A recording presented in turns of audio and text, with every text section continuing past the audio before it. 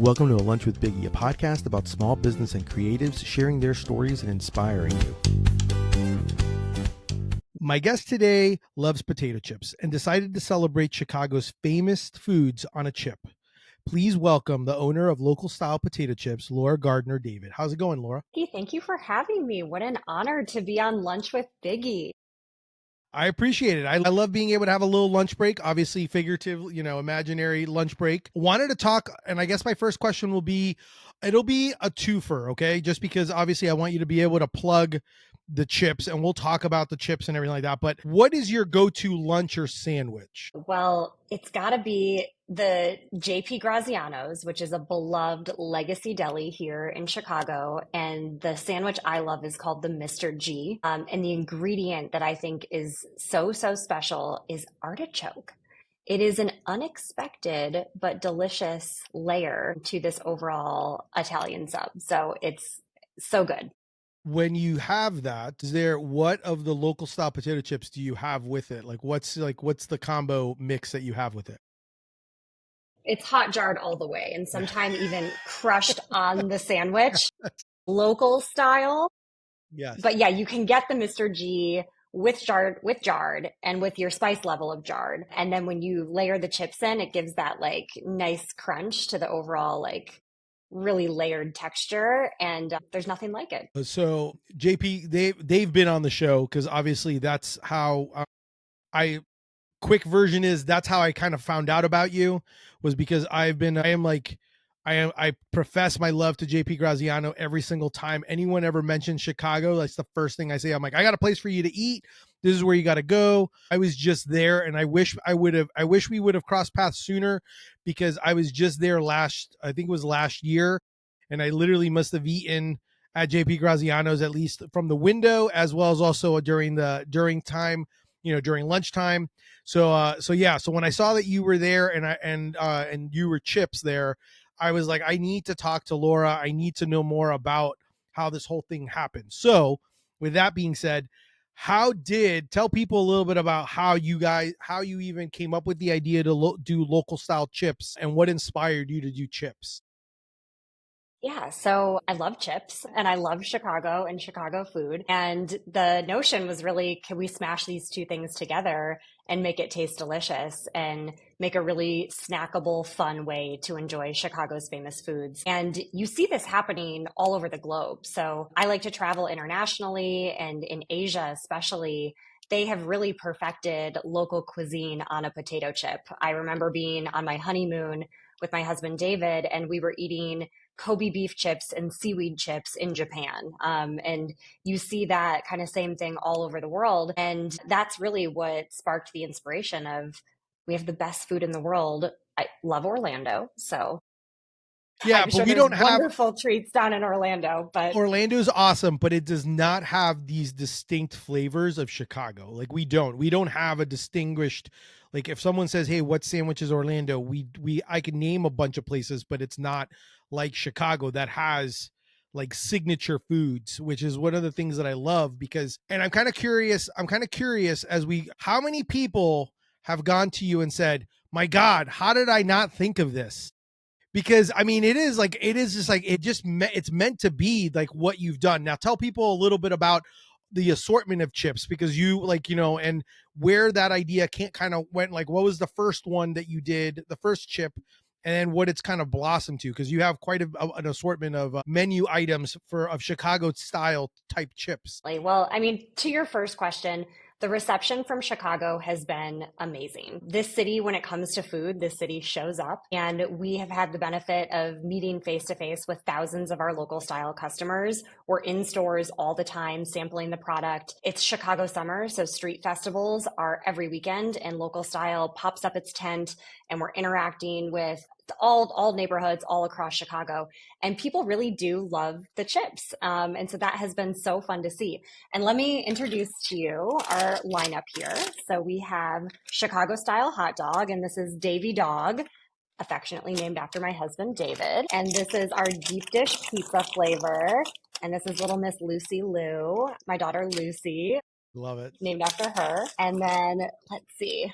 I'm missing juicy juice. I I grabbed the got you. wrong I got you. flavor. I Okay, got you show me juicy juicy. You juice. got juicy?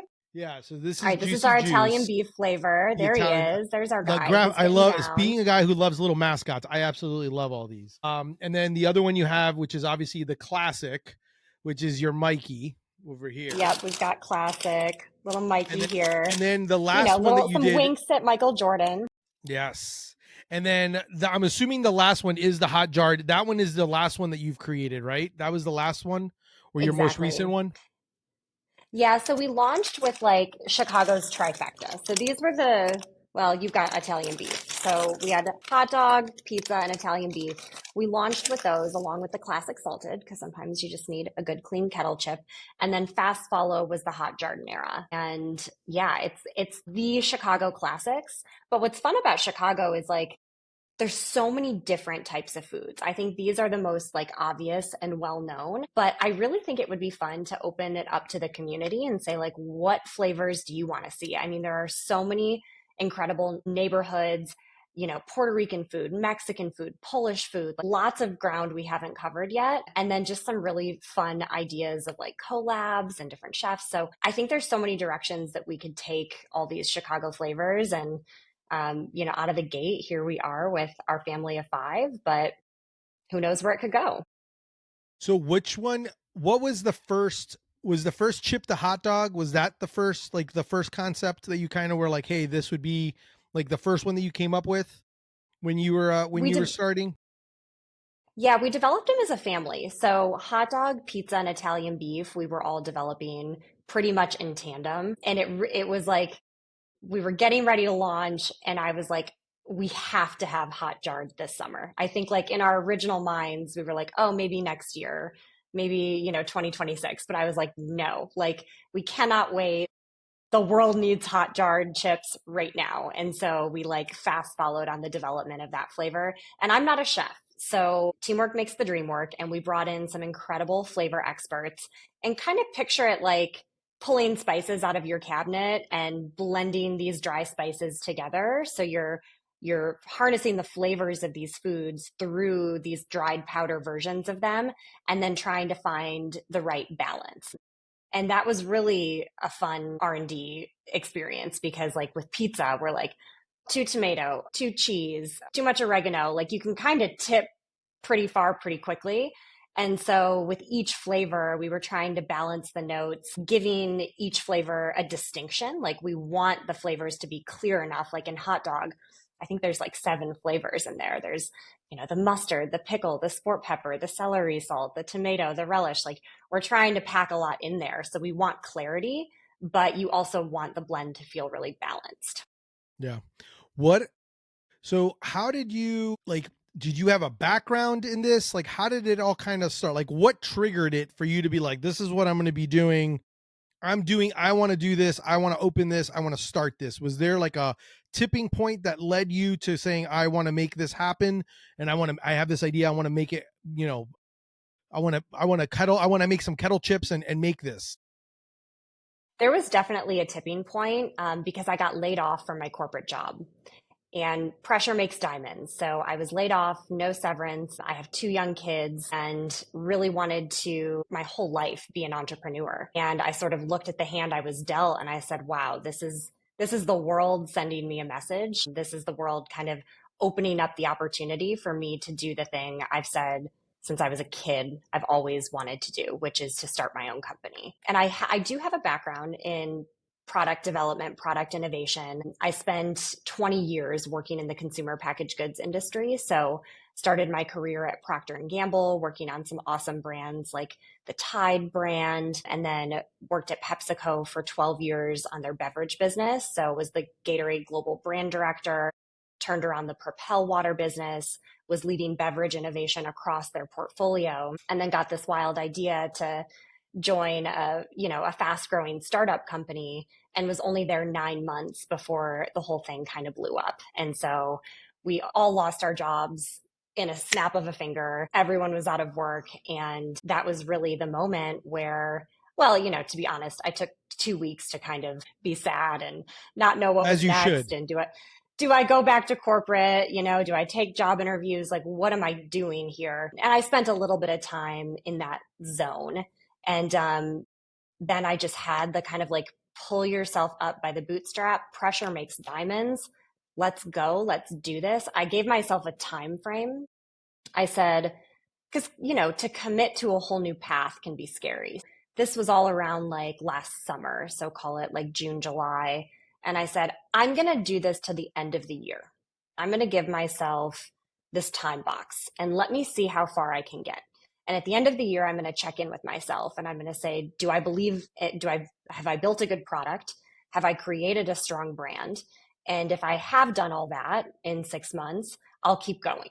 And if I haven't, I'm going to give myself a permission slip to take a different path. But I had to time box it for my own sanity because, committing to an entire new track and not knowing the fate of it and having a lot of fear of the unknown, that time frame really helped me keep my head in the game and keep my head down for 6 months.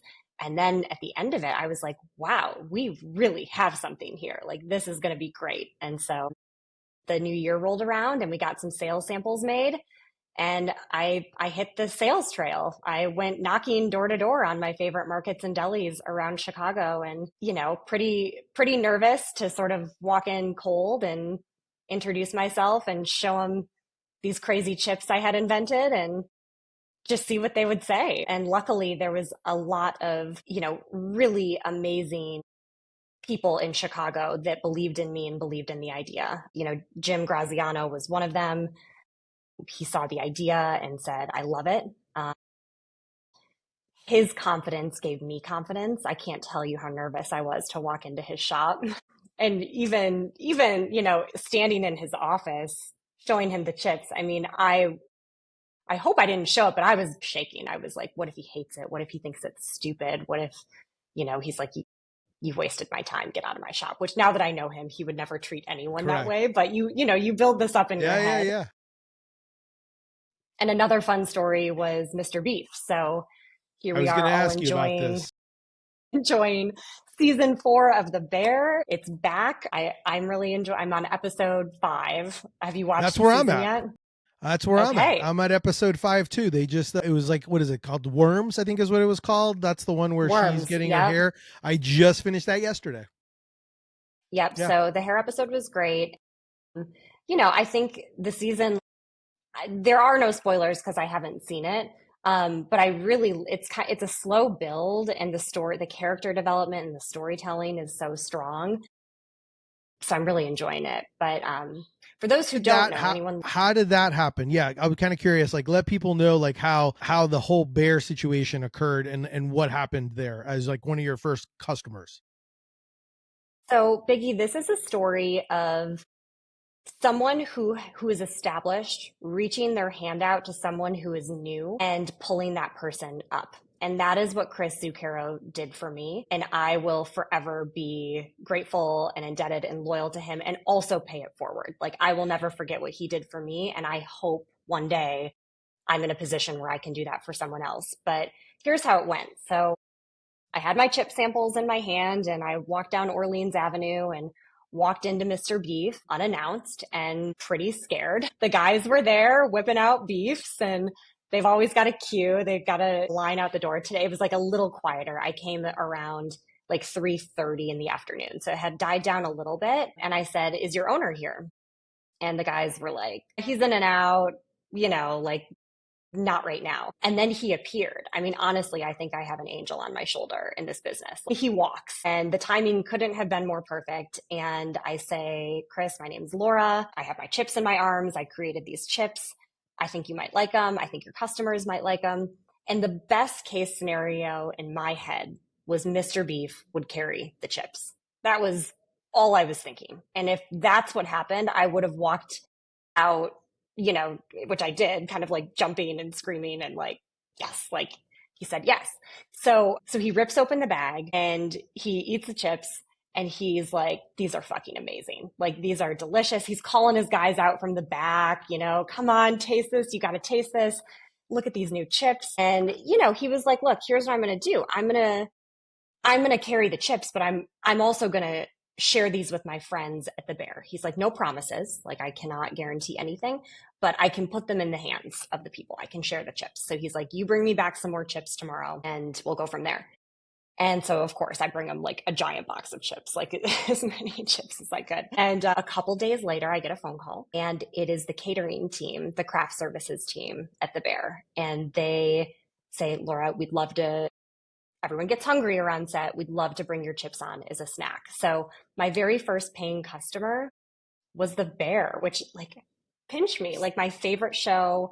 I'm obsessed with what they have done for the city, for the food scene, for the restaurant industry, and just the general storytelling of what it's like to be someone who lives in Chicago. So that's how it happened. I mean, sometimes you just gotta walk in cold and say, Hey, I here I mean, and am. I think a lot of it also comes down to the fact that you've like, you get to the point where I think sometimes, how some people say like, hey, I got lucky or whatever. And like you said, guardian angel, like I do really do think that like you create that luck based on the fact of like the effort, the energy, the passion, like all these things start like the universe listens and actually will kind of reward and give back. And I think those are some of the things where people can see that. Like that's one thing that I captured whenever I watched any of your videos with you and David, like your husband, when you guys talk about it, and just kind of what you guys are doing and just giving the behind the scenes of, hey, we're just, like trying to create this brand. And like, and like, I love the fact that you've already kind of like put it out to the universe. Like I want all 77 like little stores and like markets and delis to carry my product as they should. And why wouldn't they? And I think more places around the country should have it as well. I'm kind of curious during this whole time of you doing it, and obviously I know that it helps that you have a background in the consumer package industry. How difficult is it the scaling of from where you were in the very beginning, coming up with an idea, trying to figure out samples and work that way to then getting it to the point of now you're building demand and having to kind of grow that. Like how difficult was that? Because there's a mix there of like money, like there's like that money aspect, but then there's also like the fear of like, oh crap, like what if it doesn't? I'm investing all this, what do I do with all these chips? Like what kind of went through your mind, or what was some of the stuff that you had to deal with when it came to that? Biggie, I think you're tapping into one of the hardest things that I've found out on this business, which is matching supply and demand. At the beginning, all you're trying to do is convince a chip maker to make you the smallest amount of chips possible because you don't know what you have. And that was sort of like me trying to find that right partner at the beginning who would work with me in a small capacity. And then when we've proven product market fit, now we're trying to figure out, oh my gosh, how do we make more chips quicker? And then if we make all these chips, how are we going to distribute them and where are we going to store them? And figuring out the process and the infrastructure. I mean, I come from these huge companies where there's a department and a matrix and a layered, network of people for every single function.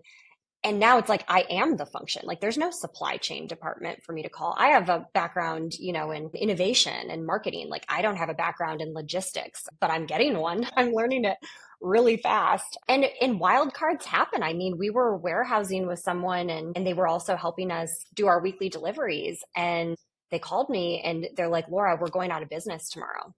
Like tomorrow. Like you got to come get all your product. And so it was like a 24-hour hustle of like, who do we know or who do our friend, like, we're just trying to call someone with a big ass warehouse where we can go like park a bunch of product until we can figure things out.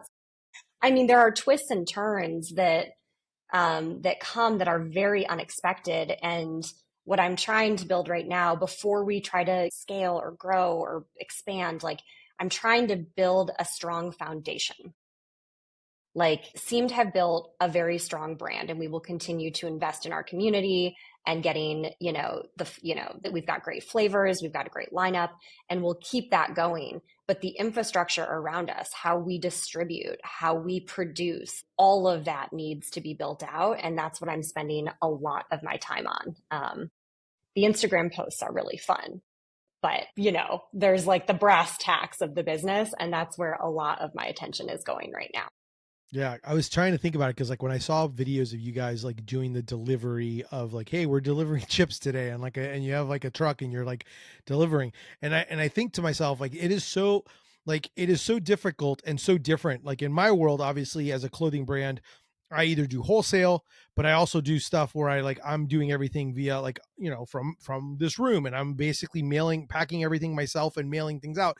Very different animal as opposed to I have all these shops to go to and I have to restock all these shops and kind of do all that, and then at the same time be just and then and be like who can help me, like I at least need someone maybe to drive the truck so I can at least drop off stuff, and figuring out all Well, the that's how orders it's and the been. logistics.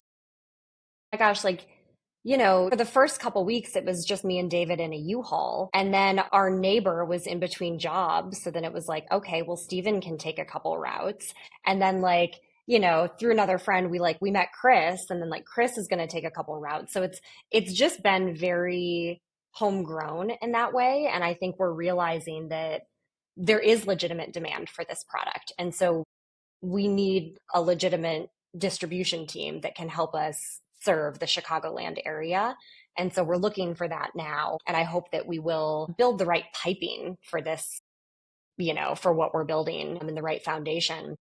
But we're not there yet. We're laughing through some of it. Like we have a e-commerce direct to consumer site. So this is your world in a sense. And like just this week, we realized like we've been undercharging for shipping this whole time. For 3 months, we've been in business. We're like losing money on every sale. And it's just because we didn't know. Like we did not know. We thought we clicked the right button in Shopify. We thought we had it all set, and turns out we didn't. And so we're giving ourselves a little bit of grace as we learn our way through this. But I believe in it. I bet we will get it. Like I really, really do. I believe in myself. I believe in David. I believe in the team that we have, and we're building something special for Chicago. And these little sort of twists and turns along the way are not scaring us away. We are so committed. We have a big vision. Like I don't know if Orlando knows what Garrett's popcorn is, but it's a beloved Chicago snack. And if Yes. they have a shop in Tokyo, like they've taken their flavors and their Chicago provenance and expanded it to, endless bounds of the world. And I really do think what we're building could be what Garrett's is to popcorn. We could be that for potato chips. And I see a really special connection with the Chicago consumers, but also the tourists, frankly, people who visit Chicago. Local style chips is as much a souvenir as it is a snack for them. And so we have a really dynamic target market where we can connect with locals, we can connect with tourists, or just anyone who's ever visited the city. Yeah. No, you guys have done you've done a really good job. I know David, I know David's background is they helped with like the packaging, and like the packaging is phenomenal. Like I studied marketing, so I'm like a branding. I love all the branding type stuff. I love when you guys do the events, and like the fact that you are doing all the events at all the festivals in Chicago where people can get to try and sample things. I think those are all things that you obviously need. The name, I love the name because the name, it's like subtle and perfect, but at the same time like opens up like and I totally like I'm not going to be one of those, because I know you have people that are asking you, when are you going to do New York, when are you going to do this city, when are you going to do that, like you're trying to like, hey, we just figure out Chicago first, like let me first figure this part out. But the name is perfect because it does open up the aperture for you to be able to experiment and open up to different flavors and different places and things like that, which is one of the things that I loved about it, is the fact that I'm like, man, I'm like, what a wide open, like it just makes sense to be able to do. And then I kind of laughed because I was just like, how has there not been an Italian beef chip or something like that? And then the fact the way you guys have captured it, I think is the thing that I enjoy the most. Like my wife loves a good Chicago dog, so she of course, I was the first ones that we devoured in our house, because you guys have just done a really, I love the little characters, I love the food, I love what you guys have done. It's just, I don't know, it's just excellent. I'm just super excited for you guys. Thank you, Biggie. I wanted to talk about something that came up, and I guess it's, once again, I think it's one of those where like good opportunities that kind of build up. So I saw you on the red carpet of a James Beard Award, wearing, of all things, like, and like I would have freaked out if someone would have came to me. But like, what? Tell people what you wore to this James Beard Award. Not to mention, also, I believe it was also a snack available during the James Beard Awards that were consumed. They got to have your local style chips. But tell people how you came dressed to the event. So I got this. Well, for anyone listening, the James Beard Awards are the Oscars of food. It's a big food moment. All the best chefs in the industry descend on Chicago once a year from all over the nation. And there are different categories like, best chef in the nation, and then they break it up by region. So it's a very prestigious award to win. The awards are pretty long.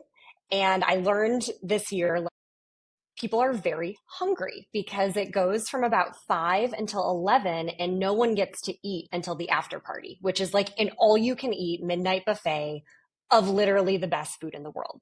So during this food desert from 5 to 11, local style chips had the incredible like pinch me opportunity to be the snack served. So we were the only thing you could eat in the whole lyric opera house for these 5 hours. And so, we're watching these fancy award shows. Everyone is in their full on black tie formal, just munching on local style chips. So that was how we got included in the event. And I had this idea, and I love fashion. And my first notion was like, well, what am I going to wear to this red carpet black tie event?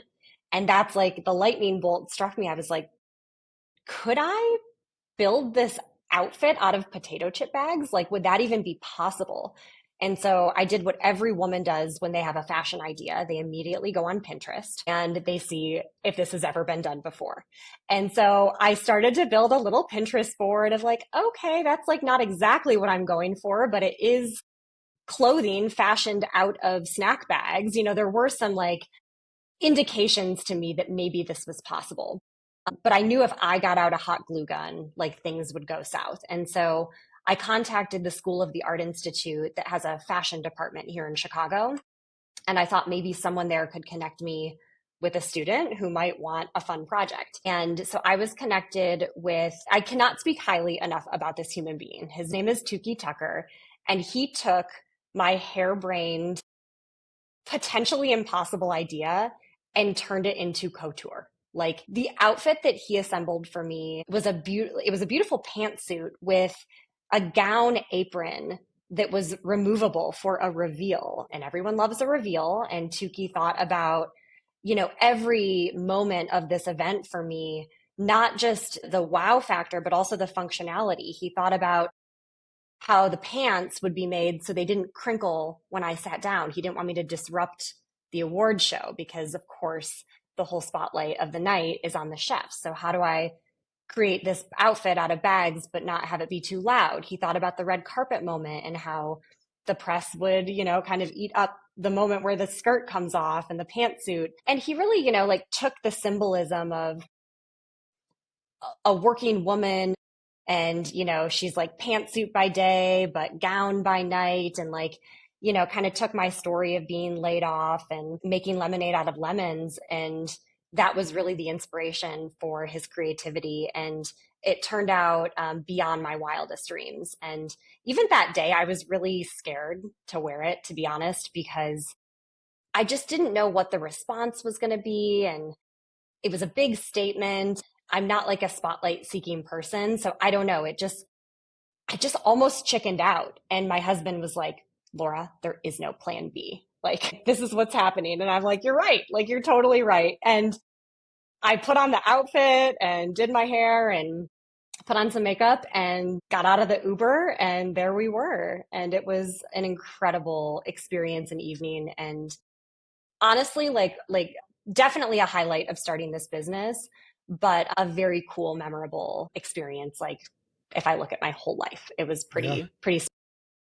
The chips, did you just have like all the different chips, so like people were able to select, or was the hot jar the same one, like the chip of choice for everyone to eat at the James Beard, or did you have your whole selection of chips? Yeah, so it was really a design decision to focus on a single flavor. In my Pinterest research, my extensive Pinterest research, I noticed that when it was a lot of different flavors or a lot of different types of bags, it started to feel informal. And I thought that a single flavor with like a repeated pattern would create a more elegant look. And so that was probably my only creative contribution, and Tukey took it from there. But I really did want to commit. I thought the black and white would elevate the look and make it formal. You know, I was nervous to wear something so casual and material that is, you know, intended to be disposable to this black tie event. I didn't want to like offend anyone. I wanted to Yeah. make sure it was formal. But so was the hot jar then the chip that everyone also consumed at the event then as well? So it kind of went in line with what you were wearing?